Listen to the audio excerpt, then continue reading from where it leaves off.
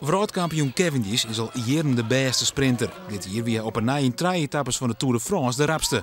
Zijn komst naar Ruisterveen is een woppenslag. Cavendish is een hele bijzondere coureur. Hij is een echte rittenkaper. Hij gaat voor groene truien. Hij is wereldkampioen. Dus het is gewoon een van de internationale toppers. Maar ook de Slovaakse machtsprinter Peter Sagan kon het hier 3 keer een etappe winnen. Dus de organisatie hoopt op een mooie sprint tussen de twee. Als dat slag is, zou het een hele dikke bopperslag wezen. De komst van het Britse sprintkanon maakt het de tong los in het wielerdwarp. Ze hebben hier Cavendish gecontracteerd. Zo, komen we kijken. En komt hij ook nog? Hij komt ook nog. Ja, Hij dat komt ook nog. Goeie vraag, ja. Of hij nog komt ook. Wie weet komen wij dan ook. Die man die kan goed wielrennen, hè? Ik bedoel, dat is een topper. Supersprinter. En dan heb ik nog een naam voor u, Peter Sagan.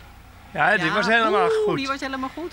Met een mooie groene pakje. En die komt ook. Oh, En die dat was komt saag. ook. Nou, Ja. dan neem ik mijn camera mee. Wie gaat er winnen, denkt u?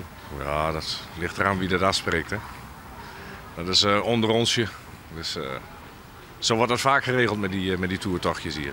Het is gewoon heel simpel.